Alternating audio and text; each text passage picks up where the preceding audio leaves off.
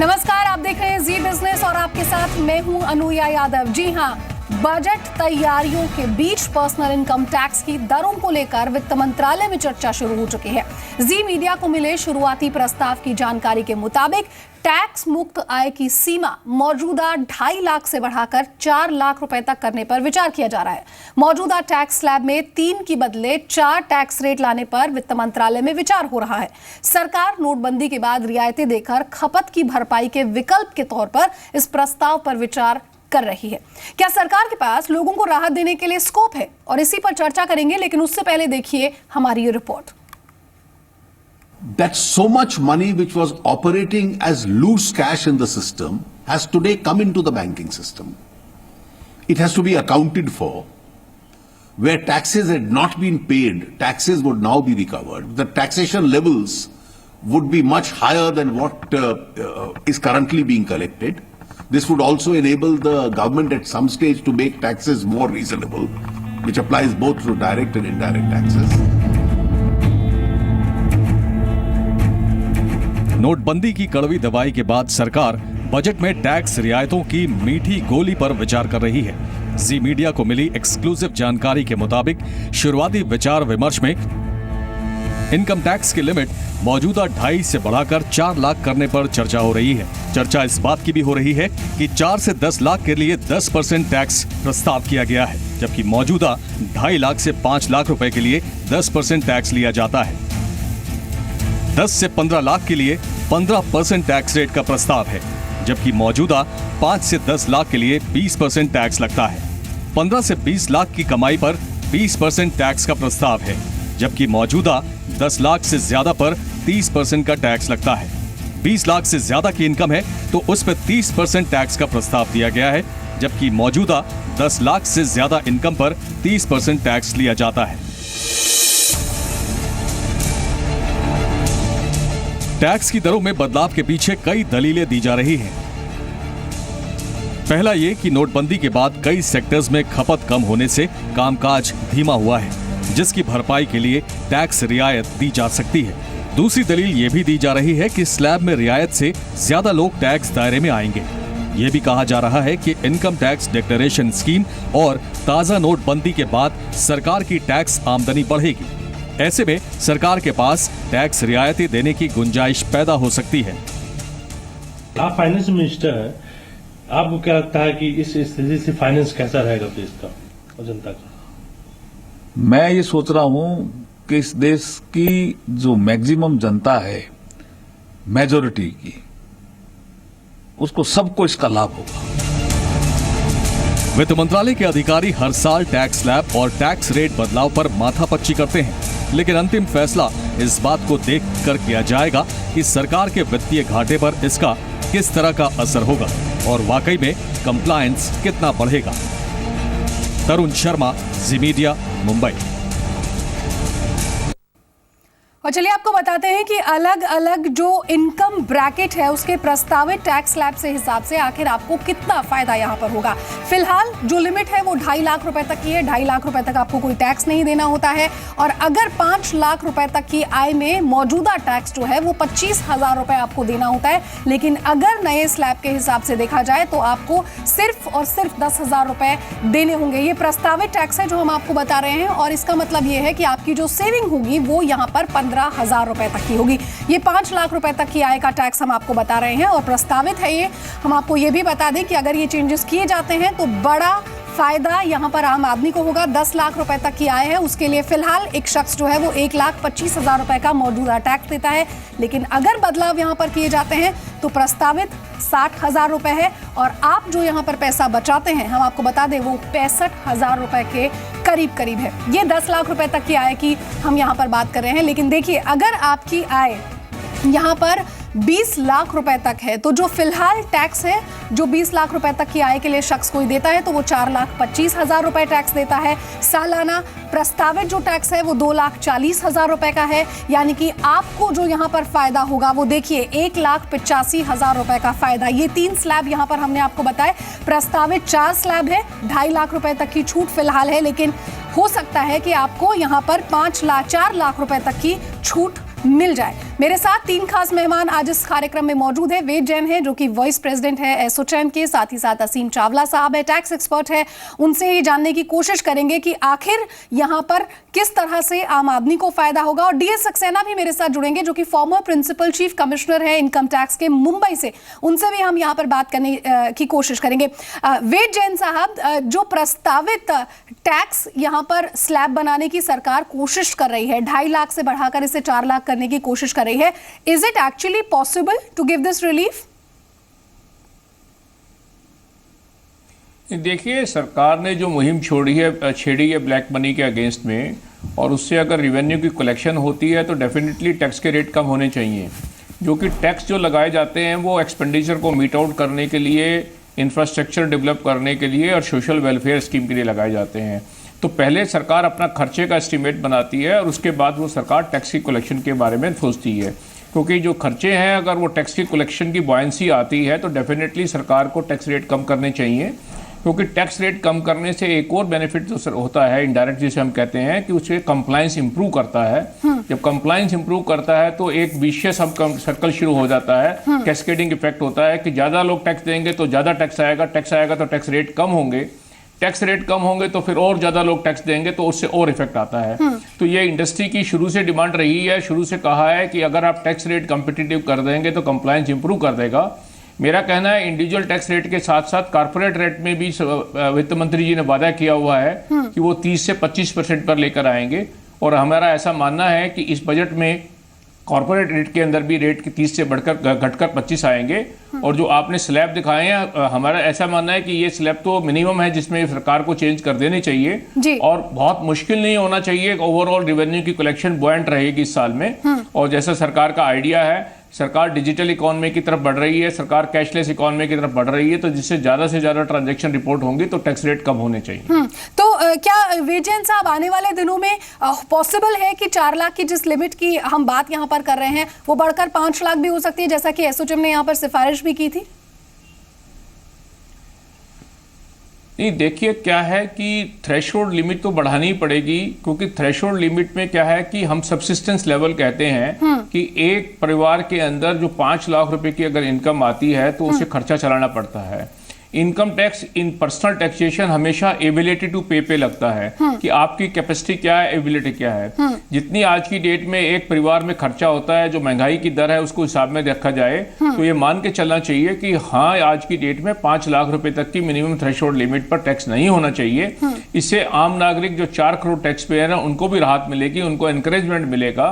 और ऐसा लगता है कि कभी कभी सरकार ऐसा सोचती है कि अगर हम इसको टैक्स रेट कम कर देंगे, जैसे अभी आप कह रहे थे कि अगर 4 लाख भी करते हैं तो 15,000 रुपए की कंसेशन आती है, तो एक कैलकुलेशन ये भी की जा सकती है कि 4 करोड़ टैक्स पेयर को 15,000 की छूट मिली तो 60,000 करोड़ रुपए की टैक्स कलेक्शन कम हो जाएगी। मेरा ऐसा मानना है ये कलेक्शन कम नहीं होती है, क्योंकि इकोनॉमी बॉयंट होती है तो लोगों की इनकम बढ़ती है। जब लोगों के हाथ में 15,000 रुपए की छूट दी जाएगी तो उनकी परचेजिंग पावर बढ़ेगी। परचेजिंग पावर बढ़ेगी तो उससे वो बाजार में इकोनॉमी को बूस्ट देंगे, इकोनॉमी को बूस्ट देंगे तो लोगों की इनकम बढ़ेगी, इनकम बढ़ेगी तो फिर उससे आपको फिर बढ़ावा मिलेगा टैक्स की कलेक्शन में, और डायरेक्ट और इनडायरेक्ट टैक्स दोनों में बॉयंसी आएगी। तो ये दोनों चीजें बहुत चीज संभव है और ये बोल्ड स्टेप लेने चाहिए। 90s में भी आपने देखा कि हमारे टैक्स रेट पहले बहुत ज्यादा होते थे, जब हमने रेट गिराए हैं तो टैक्स की कलेक्शन बढ़ी है। एक मैं सीधा एग्जाम्पल अगर आप सबको देना चाहूँ कि इस बात से ध्यान लगाया जाइए कि वर्ष 2003-04 में टोटल इनकम टैक्स की कलेक्शन 66 या 67 हजार करोड़ रुपए आती थी। पिछले 12 साल में ये बढ़ के 8.5 लाख करोड़ हो गई है, यानी कि 12 गुना से भी ज़्यादा लगभग 12 वर्ष में हो गई है। तो टैक्स की कलेक्शन, इकोनॉमी की बॉयंसी आई है, प्रॉस्पेरिटी बढ़ी है, लोगों की हमारी जीडीपी बढ़ी है। तो टैक्स रेट कम करने से कभी भी टैक्स की कलेक्शन नहीं गिरती हैं, ये ऐसा मानना है। और ये इंडिया का नहीं, वर्ल्ड ओवर का एग्जांपल है।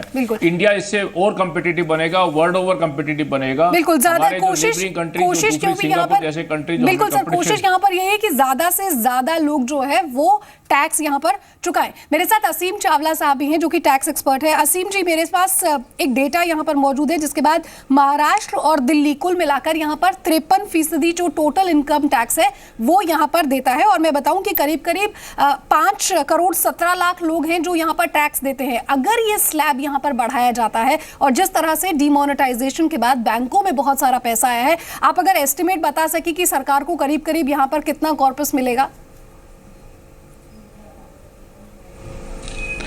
देखिए, आपको सबसे पहले ये देखना चाहिए कि जो टैक्स पेयर्स हैं वो किस स्लैब में फॉल करते हैं। About 89 to 90% of tax payers are falling between 0 to 5 lakhs। So आप टैक्स स्लैब अगर बढ़ाते हैं तो डिस्पोजेबल इनकम तो बढ़ जाती है, बट उससे टैक्स कलेक्शन कितना बढ़ेगा इस पे एक सवालिया निशान जरूर है। उसके बनिस्बत अगर आप कॉर्पोरेट टैक्स रेट घट करते हैं तो सिस्टम में शायद और पैसा आ सकता है। तो यानी कि आप ये कह रहे हैं कि अगर कॉर्पोरेट टैक्स यहाँ पर घटाया जाए, इंडिविजुअल टैक्स रेट्स को, हाँ, नहीं, मेरा कहने का ये है कि अगर आप टोटल, जैसे जैन साहब ने भी बताया कि टोटल कंट्रीब्यूशन गवर्नमेंट को कितना मिलता है, corporate tax contributes about 19%, 19% corporate tax देता है जी, और 14% इनकम टैक्स देता है। हमारे पिछले 2 साल में अगर आप पीछे का डेटा देखें, तकरीबन 76 लाख टैक्स पेयर्स ऐड हुए। उससे हमारा टैक्स कलेक्शन, जो income tax side, personal tax side है, वो कोई बहुत ज्यादा विशेष टैक्स बढ़ा नहीं कलेक्शन। उसका कारण ये है कि तकरीबन 90% टैक्स पेयर्स जो हैं वो 0 to 5 lakhs की ब्रैकेट में है। लेकिन सर, आपको लगता है कि जिस तरह से बैंक अकाउंट्स में पैसा जमा हुआ है डिमोनेटाइजेशन के बाद, उसके बाद सरकार को कहीं ना कहीं एक एस्टिमेटेड आइडिया तो लग ही गया है कि कितने लोग हैं जो टैक्स के यहाँ पर चोरी भी कर रहे हैं? अब उसमें भी मेरे को एक बहुत बड़ा डाउट है, क्योंकि गवर्नमेंट ने अभी कुछ दिन पहले कहा कि हमारे को रीकैलकुलेशंस, काफी सारे स्टैटिस्टिक्स करने पड़ेंगे। क्या ये डबल काउंटिंग के केसेस हैं? आज भी नए मेजर्स लिए गए with regard to deposit of cash कि आप वन टाइम कर सकते हैं। गवर्नमेंट को इस समय क्या ब्रॉड बेस टैक्स बेस करना है या टैक्स रेट्स को मॉडरेट करना है या more disposable income in the hands of common man? ये सारी चीजें कहीं ना कहीं इंटीग्रेटेड हैं, but at the same time each objective, हर एक ऑब्जेक्टिव को आपको एक पहलू में देखना होगा। आप जनधन अकाउंट्स में अगर आप देखें और आप वो माने कि सारे जनधन अकाउंट्स जो खुल रहे हैं और वो टैक्स पेयर हैं, टैक्स पेयर का मतलब ये नहीं है कि मैं टैक्स दे रहा हूं। टैक्स पेयर का मतलब इन टर्म्स ऑफ स्टैटिस्टिक्स है that I am filing my tax return. तो गवर्नमेंट को एक बड़ा क्वालिटेटिव एनालिसिस करना पड़ेगा। ठीक है, डायरेक्ट टैक्सेस कोड में भी आपने कहा था कि हम 10 लाख तक 10% लेंगे, 10 से 25 लाख में 20% टैक्स लेंगे और 25 लाख से ऊपर होगा उस पर 30% टैक्स लेंगे। आप टैक्स पर्सनल टैक्स को आप लोअर करना चाहते हैं ताकि आपका टैक्स बेस वाइडन हो जाए। कॉर्पोरेट टैक्स रेट को भी आप करना चाहिए। बट अब आप ग्लोबली ट्रेंड देखिए जी, ग्लोबल ट्रेंड क्या है? कॉर्पोरेट टैक्स रेट्स को मॉडरेट रखिए, जो फाइनेंस मिनिस्टर साहब ने अनाउंस किया कि हम 30 से 25% की पायदान पे आना चाहते हैं ताकि कॉर्पोरेट ज्यादा कंट्रीब्यूट करें। पर्सनल टैक्स रेट को उस तरह से रखें कि उसमें एक इक्विटी मेंटेन हो जाए। द वन हु जो टैक्स देने की क्षमता रखता है वो टैक्स दे। तो इसीलिए पर्सनल टैक्स रेट को आपको उस तरह से देखना चाहिए। एक सामान्य नागरिक वैसे ही इनडायरेक्ट टैक्स के रूप में इतना सारा टैक्स देता है और जीएसटी आने के बाद तो टैक्स रेट और बढ़ेंगे। बिल्कुल बिल्कुल। मेरे साथ डीएस हॉरिजॉन्टल इक्विटी कैसे देखेंगे? मेरे साथ डीएस सक्सेना साहब भी है जो कि फॉर्मर प्रिंसिपल है सीसीआईटी के, अभी अभी हमारे साथ जुड़े हैं। सर, बहुत बहुत स्वागत है आपका। सर, आप क्यों क्या कुछ कहना चाहेंगे यहाँ पर? क्या आपको लगता है कि ये पॉसिबल है कि जो 2.5 लाख तक नील टैक्स होता है उसके बाद अब इस लिमिट को हो सकता है कि जो प्रपोज्ड है वो 4 लाख रुपए तक पहुंच सकता है? Do you think it is possible, feasible? हाँ, इट्स फीजिबल, क्योंकि अगर आप देखिए तो हर साल इन्फ्लेशन जो है वो करीब 10% होता है और पिछले कई सालों से जो है वो टैक्स, ये जो फ्लोर है टैक्स का 2.5 लाख, ये बढ़ाया नहीं गया है। तो इसको जो है अगर हम रिवाइज करेंगे तो मतलब कोई बहुत बड़ी चीज नहीं है, क्योंकि it only takes the inflation into account. Ved Jain साहब, सरकार तो ये जी माफ कीजिएगा सर, आप अपनी बात पूरी कर सकते हैं।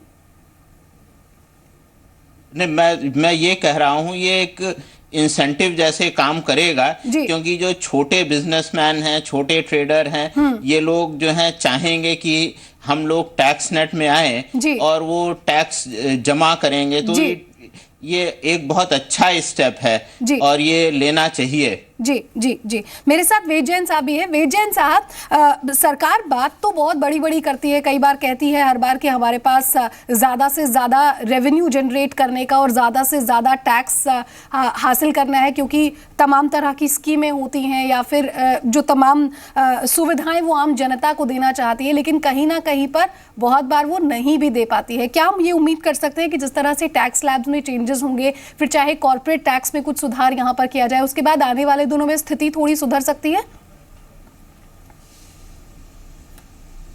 नहीं, देखिए, सरकार का आज की डेट में तो सिर्फ ये है कि अब 2 इशू आए हुए हैं डिमोनेटाइजेशन से। सरकार ने कहा है कि डिमोनेटाइजेशन का हमारा मेन मुद्दा ब्लैक मनी को अटैक करने का है।